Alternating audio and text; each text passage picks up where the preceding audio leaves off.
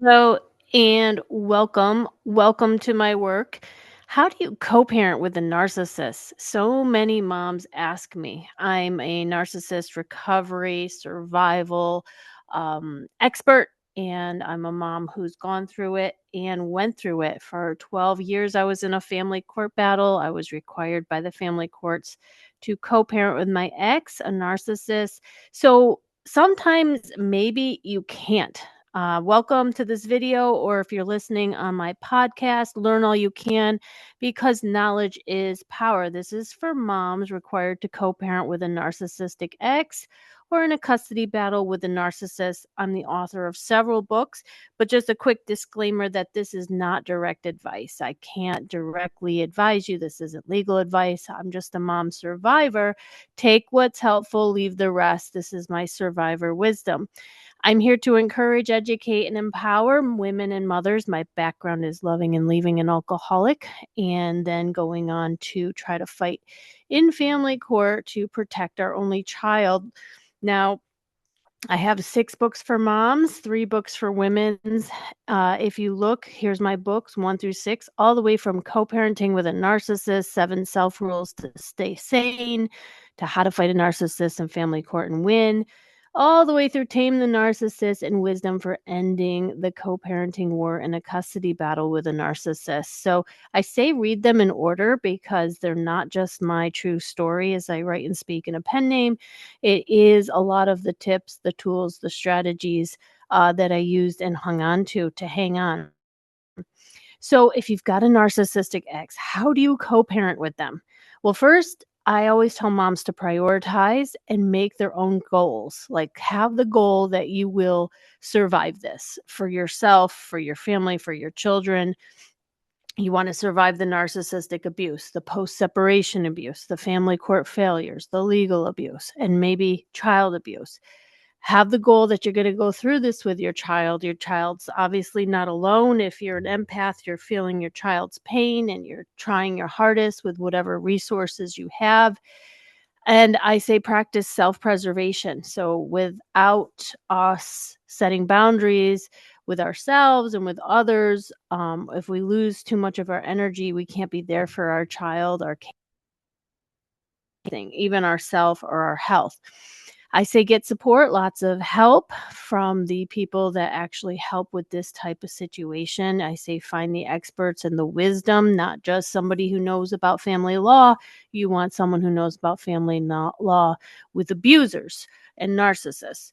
I say heal as you go, prioritize your healing. That may be getting into CODA meetings, doing a weekly meeting, a daily CODA meeting online or phone so that you don't get codependently attached to or you break trauma bonds and stay away from an unhealthy, toxic ex and you keep your sanity. So there's many 12-step programs. And there's many DV support agencies that offer free counseling. And then that is all your goals to be, all of them are to be the healthy, protected, sane mom. So if we're an unhealthy, emotionally destabilized, looking, sounding, acting crazy, the narcissist will point the finger at us. And that's often how I see moms lose in family court. So your sanity is key. And it's very hard to hold on to it through the narcissist insanity, which requires these self rules that I teach in book 1, staying on our side of the street, in our lane. And here's some more.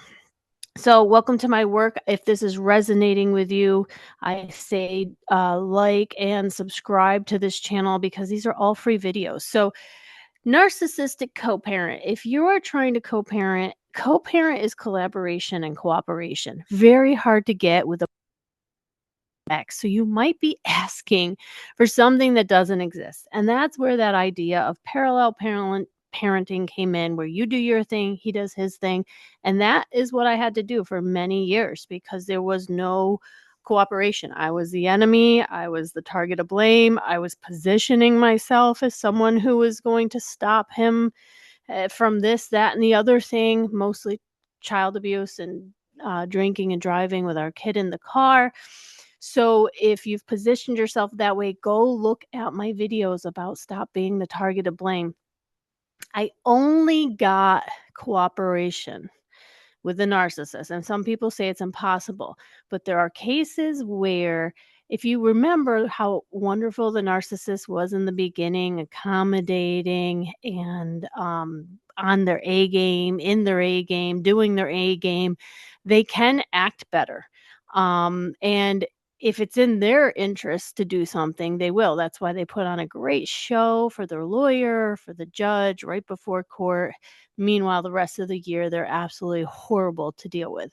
So, they can do better. And I know they can do better, even if it's temporary and they can't sustain it and it's just for image management. But that was the premise that I worked off of. So if you are right off the bat not understanding what the narcissist is, go look at my video, Know the Narcissist. It's free. It's just traits. You need to understand how they work. They don't work like us empaths or neurotypicals. When you're dealing with a personality disorder, expect disorder. So number one is stop planning on cooperation. You can just set yourself up for so much disappointment and failure. Are you doing that? Are you saying, like, have him wear these clothes and use this backpack, and then he shows up totally a mess and you get really mad? Just plan on that it's going to be a whole bunch of last minute, not focused on the child, not no organization or order. I'm always surprised when I get it, and I've been getting it more since I let go of the control. And then two is, if it's required by the court order and it's safe and your lawyer says that you need to do it, you can give consistent communication. Often what we give out, we receive back. So if you are just like silent to the narcissist and you're doing that for protection, you may want to talk to your DV counselor before you start opening up the lines of communication if he's very abusive. So every case is different. And often what I did was give my consistent communication in case I might get some back. So I know what we give out, we often get back. And that was one of my things. It may not work for you. Number three, I didn't plan on cooperation for years. I did what I did and worked around the narcissist. That's why I have the navigate around the narcissist, doing for my child behind the scenes, all the extra. At one point, I felt like I was doing 200% of the parenting because he was opposite parenting me, doing something different. So, number four, parent the best you can when it's your time. So if your mind is always on what he's doing and not doing on his parenting time, your mind is over there. You're not taking a time out. You're not attending meetings, going to DV counselors, getting the strategy sessions with lawyers or coaches like me. So on your breaks, you can't have your mind over there. And worrying is like that rocking chair. You go back and forth, but you really go nowhere. You're right in one place, and it's energy spent. You can do strategies and put strategies in place around your worrying, just like you would have a strategy in place for your child and for your ex, and a documentation strategy, a legal strategy, a communication strategy. You can make a strategy which will reduce your stress. Number five is let go of control. I have a bunch of videos on practicing non-resistance, non-attachment to outcomes. As soon as I stopped all that, I was really dropping the rope. So number six is drop the rope in an ego battle. You want something and you're still the target of blame, and you're not at the place where we're at, where I get cooperation and we have peace, because I stopped positioning myself as the target of blame, because I got the legal representation and stopped putting myself as the narcissist opponent. I dropped the ego battles, and that was really what saved my sanity, because I was in a tug of war with someone who wouldn't let go, even if we were about to go into the mud or quicksand and drown. If you learn about narcissists, find that video, they will often sabotage themselves to just sabotage someone else. Normal people, neurotypicals, won't do that. So there's a self-preservation mechanism that has to kick in. I Number seven, made room for the disorder. So if I knew she would not have a coat and winter boots, I would get several pairs. And I bought them, bought cheap pairs, got some from the Goodwill. And I laugh and joke that in the summer I'd get like 7 pairs of winter boots back and none of them would fit her and I'd redonate them. So, you know, if you're fighting over winter boots, find a way not to. So if one of the things that I teach moms is stop the little battles that you can use all your energy, get so upset about the unfairness and justice and use all your energy for anger and upsetness. And then when something happens, you need to document it. That's big. That's one of the 5 things you should be documenting on your list that the lawyer said, hey, keep track of this and let's show a pattern of behavior. You've lost all your energy to the winter boots or something like that. So pay attention, have some self-awareness here as you go through this. And I say redirect. Number 8, redirect yourself to your goals and responsibilities, which is why what's the priority here? Oh, yeah, I've got to get healthy. I need my heart to be strong, my body to be strong. I need my stress to be low. I need to be supported. Find those DV counselors, support people, therapists, experts that you can afford, that you can help emotionally support you because this is very emotional. Number 9, learn to ask questions rather than tell. And this takes skill. And I teach this in how to communicate with a narcissist using skillful means. So if you were to tell somebody who has oppositional defiance disorder, ODD, then they will do the opposite. So if you're finding the opposite being done just to spite you, then the dynamic is bad. The positioning of yourself is bad. You're in a bad situation, and that's why it actually took me a couple years to get out of the position that I had put myself in as the policing of my ex, which built resentment in him, bitterness in him, hatred of me. I had to learn to be the easygoing parent who just wants to help the other parent. Um, and that the lawyer, everything came from the lawyer, saying that this is what's best interest for the child, not what the mom wants. That was a bad stance with an ex who I left for my own sake. So, number 10, I use limited we statements. I don't use I statements. I was attacked with them. I don't use you statements. That would start a battle. That's why I talk about using nonviolent communication and going to those courses or groups and learning about how that works, how to communicate needs. But with a narcissist, we can't really communicate our wants and needs because they don't care about meeting them. It's their fears and paranoia and needs are so big with their false self and their fragile egos that we really can only say we're in this together. And how do we make this better for you? So learn that in my books. All 6 of my books have all these individual guides. All the individual guides that I talk about, the Get the Right Lawyer guide, the how to talk to a narcissist using skillful means, all of them are in my 6 books. And a 7th to be coming. Number 11, don't take hard stances. When we draw hard lines, that's a concrete wall that I talk about the Super Bowl. That gives them something to push against, which they are energized by fights. They look for fights. They love fights, and we get drained by fighting.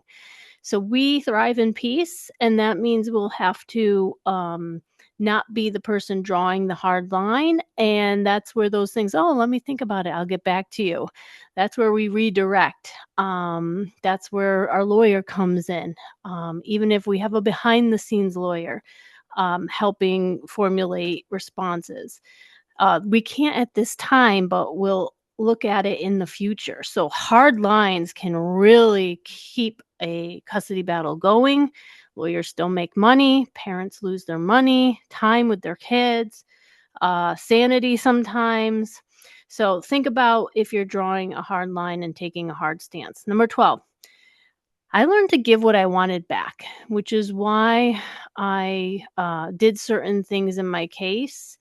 Um, can't always be done with certain types of abusers, like, consistent communication. But I would want the same thing back. So I followed the golden rule, which is do unto others what we would want done to us. And that did pay off, but it didn't come until I stopped being the target of blame and positioned myself for negotiations with the narcissist. And you can find that video on my YouTube channel. Number 13 is focus on what matters. If you're focusing on winter boots, forget it. Forget it. Go post on the giveaway. You need so many pairs of size 5 boys boots. And those are the battles I see moms fighting over and getting so annoyed with. But, the thing that they often say the thing that we cry about or the thing that we're raging and angry about isn't really the thing. It's like the hundreds of other things behind it. So if we're upset about the winter boots, we're probably upset about more than the winter boots. And so maybe that's the time for self-care. Sit down, journal, get a DV counselor, write down everything you're upset about, all the injustices, because there will be a lot of unfairness dealing with an unfair personality disordered person that we can expect. That we can count on. It's like common sense and logic. So we do need to focus on what matters and find ways to navigate around the narcissist. Number 14 is stay on our side of the street. So many moms are saying, what's happening over there? What's happening over there? Meanwhile, what's happening on their time isn't conducive to bonding with their child, laughing, creating happy childhood memories with their child, keeping a safe place where narcissist abuse isn't there to give the child a break from it, focusing on maybe getting the child a therapist through the lawyers, through the courts and ordering it, or something with the custody case, focusing on the ex and not focusing on the custody case that maybe needs to be built. That can just waste and drain time. So those are just 14 of them. I have plenty of other things in my books.